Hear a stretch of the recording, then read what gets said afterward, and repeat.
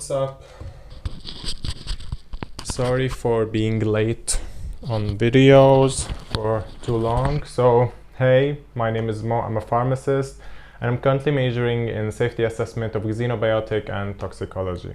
So for this video is going to be a little bit messy, a little bit unorganized. I'm going to start the video with that quick life update. I'm done with exams, but the after exam damage is still going on, and you might notice I'm exhausted right now.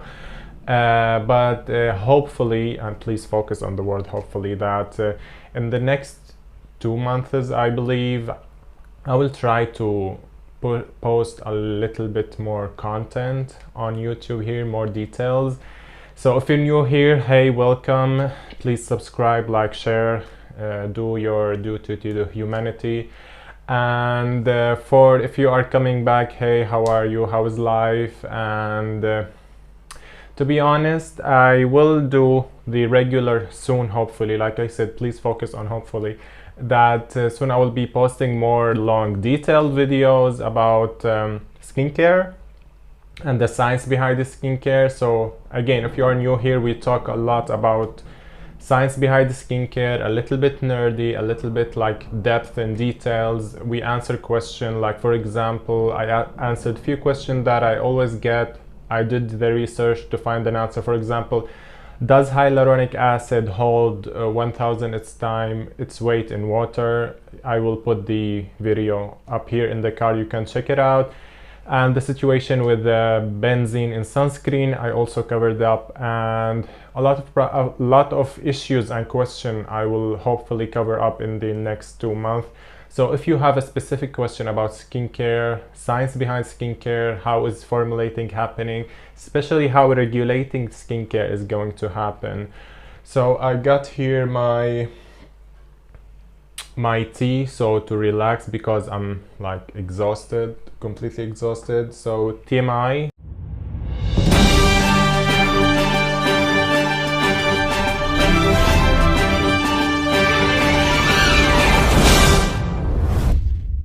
Too much information is coming towards you. I suffer from IBS, irritable bowel syndrome, and I had episode for the past 3 days, which is, I can't explain how bad it is, because it like drains you out from all your energy. I'm supposed to be happy right now and relaxed because, like I said, I'm done with my exams, but I'm exhausted, like I can't get out of bed.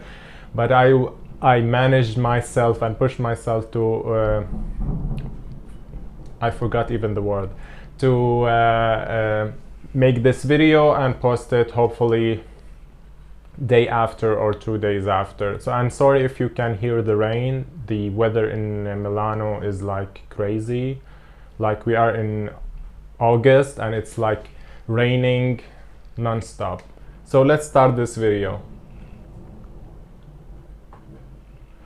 So here I have my like herbal tea to help me calm down and calm my IBS a little bit more, to relax my irritated bowels. And yeah, let's start. I didn't want to make this video like, how to say it, more messy and unorganized and not related to skincare. So I will discuss a little bit of skincare for sure. So I will talk about 2 unpopular opinion in skincare. One is fragrance, the scary monster of fragrance. So a lot of skincare gurus, dermatologists, estheticians, sometimes cosmetic formulators focus on that fragrance are like bad, avoid them, etc. There is no yes or no answer if fragrance are bad or not. So let's be honest here. I will try to explain it and simplify it as much as I can. So let's start what fragrances are. Fragrances are organic compounds that usually derived from nature but can be synthetically made in the labs. and their sole purpose, main purpose, is to make sure that our product smells good. It's like a part of the experience when we try a new skincare product. Some people literally buy a certain skincare product just for the smell of it, and I am guilty of this too. So sometimes a cream or an essence or a serum or whatever, a shampoo, smells so good like you can't stop using it, and that is not an issue, to be honest. But are fragrance sensitizers? Yes, they are. And is it going to affect all people? No, it won't. So there is about 2,500 chemical compounds that are considered fragrance, and there is regulation about this issue that try to limit this problem from happening. There are some people, a group of people, that are genetically susceptible to developing a fragrance allergy, and that's when regulation, where my specialties and my major in safety assessment comes to play, that we make regulation to make sure this will never happen again, or it's impossible to block it completely, but we try to reduce the incidence of this happening. So I will talk about how fragrances become an allergen. So fragrances are like not so big as a molecule, so they don't have the ability to induce an immunity reaction. Like they can't be seen by our immune cell in the skin as a potential harm or hazard or risk. So our cells get, because the fragrance are so small, like they can't see them. But what happens is how like allergy to or sensitizing to fragrance happens as follows. So we have in fragrance called, not in fragrance, in immunity response in general, we have two terms. We call them prehaptin and prohaptin. So what is prohaptin? Prohaptin is a chemical, is not able to induce allergic reaction in the human body, but it needs to be converted in the skin by an enzyme reaction. It's like metabolizing this compound to become able to induce this allergic reaction. Some fragrances are considered prohaptin, and those are most of the time are regulated very strictly. And we have prehaptins, which are also molecules that are not able to induce an allergic reaction in the skin, but needs some modification. This modification can happen by anything like oxygen, heat, UV light, normal light, like any kind of induction can make like changes in the structure of this molecule and make it a molecule that can induce an allergic reaction. So we transform from prehaptin, prohaptin, now we have an haptin. So what's the next step? The next step is that the haptin needs to get inside the skin. So we need penetration. And if we don't have a penetration, we will never have an allergic reaction. So that's just a rule. So if we have a haptin that's able to penetrate the skin, then there is another step to make it detectable. Like I mentioned before, they are as a whole, the fragrance are small molecules. They are not being able to be detected by immune system. So we are in the skin, we are haptin, we are able to induce an allergic reaction. This haptin needs to interact with a protein in the skin.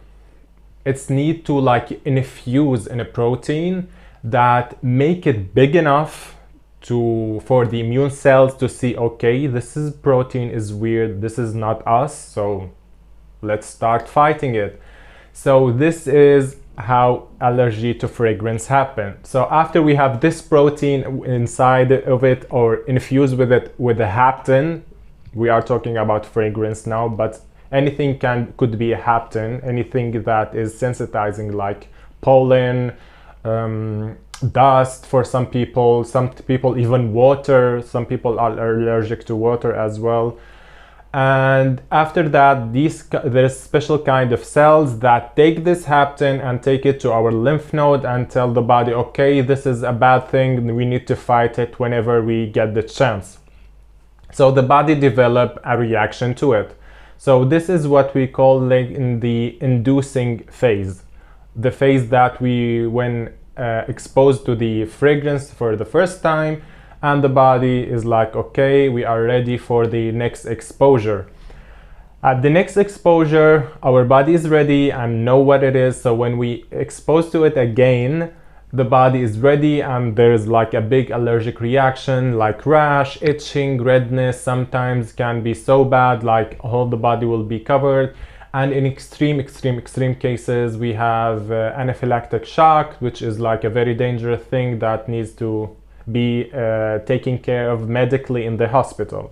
So this is the whole like key events of this what I call it like sequence of events that could lead to fragrance allergy. And you see there is a lot of steps, so a lot of people don't develop all these steps, but there are some people, like I said, they are genetically predisposed to make this sequence of key events happen easier than other kind of people. That doesn't make the fragrance as itself a bad thing, and plus it's heavily regulated. If you are sensitive to fragrance, please stay away from fragrance, because it will always be an issue for you, because it's a lifelong thing. It's not like going to be cured or anything. So we agreed on this. Sorry, a quick break because I'm literally dying.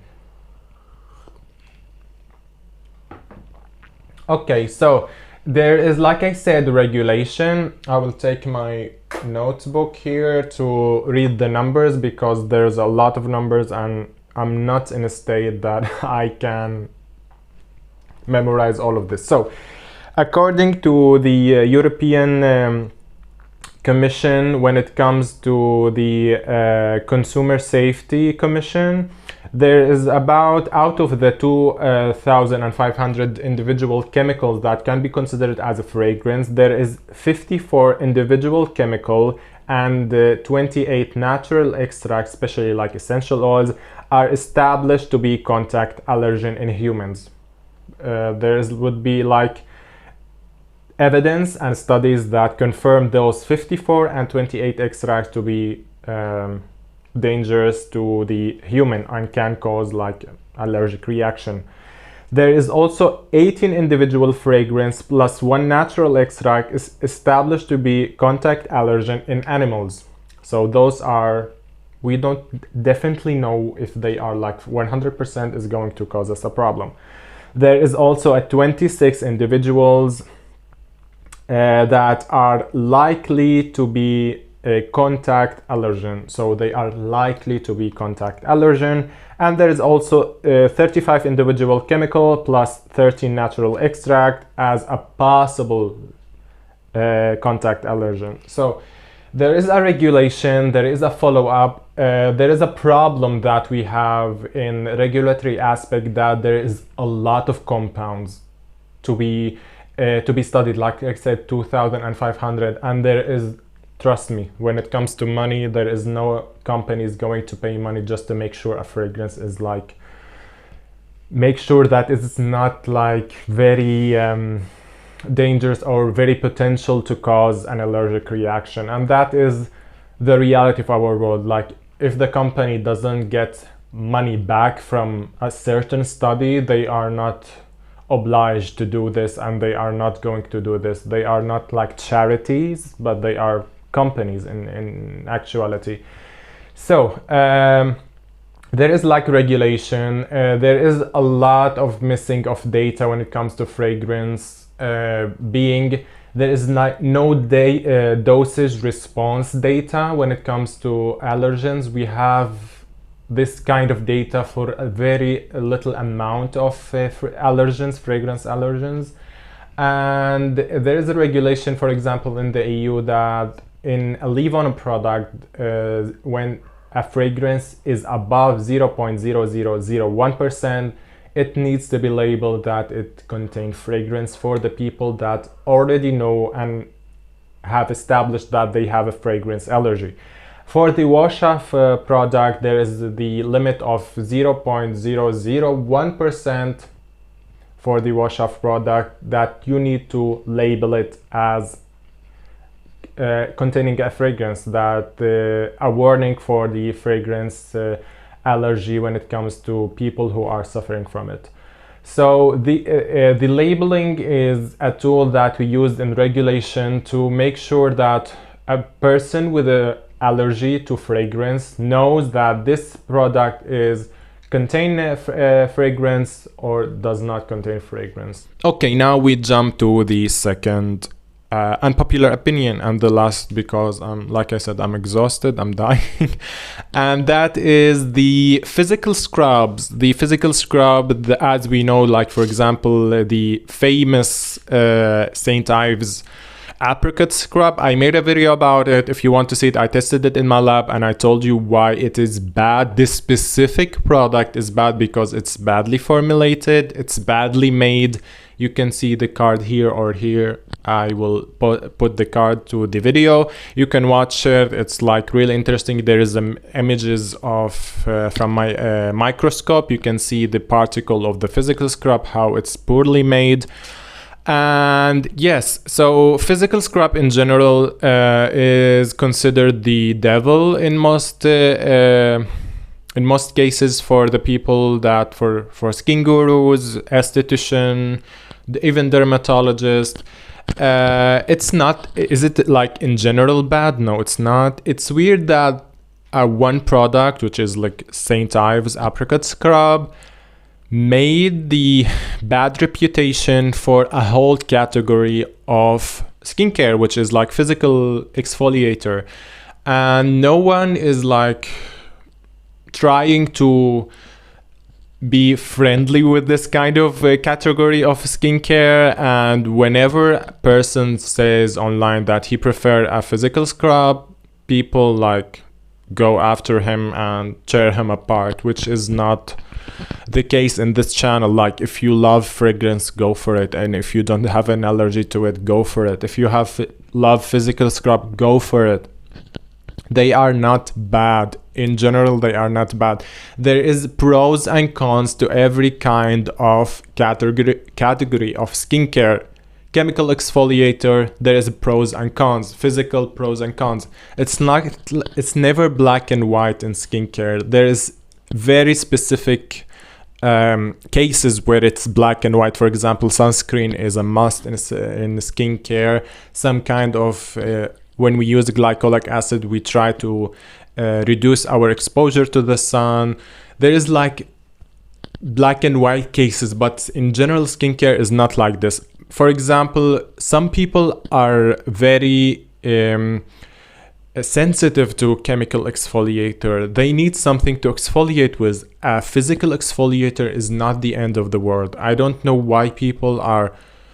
It's literally become most of these skin influencer dermatologists and talking about fear mongering, and they preach about something that we should not fear monger about something. But again, when it comes to physical scrub, no, I prefer chemical. Okay, you prefer it, but that doesn't make physical exfoliator a bad thing. Some people cannot tolerate glycolic acid, lactic acid, salicylic acid, which is not a PHA, for your information. Stop calling it PHA. And there is people that only tolerate physical scrub. There is a right way to use a physical scrub. There is right product that are good for physical scrub, formulated well. The particle of the physical scrub are well rounded, they are good, they are tested. For example, Paula's choice, the UnScrub, or I don't know what it's called, it's a very decent physical scrub, and I don't know why people are like making other people fearful of these physical scrubs. So this is my second unpopular opinion. Physical scrubs are okay. There is a correct way to use them. If you want, let me know in the comment. I will do a whole video about it. I know there is like cons to using physical scrub, and there is also cons to using chemical scrub. There is cons like to drinking too much water. So that doesn't make water is bad. So that's my issues, and those are my unpopular opinion. And if you like this video, please like, share, comments. My channel, I don't know why it's dying in a way. The analytic status are not looking good. I tried to publish some videos while I was in my exam season, but it didn't help. So please, anyone found this video helpful or anything amusing, please share it, comment, and I answer literally every comment on my channel. If it's a question, if it's a concern, if it's a criticism, anything, I will happily answer. So yeah, I see you hopefully in a few days about a new skin care video, especially behind the scene of skincare, the science behind it, more details, and see you then. So I wish you luck. Please stay safe and get vaccinated, because like literally you should. And see you in the next video. Bye.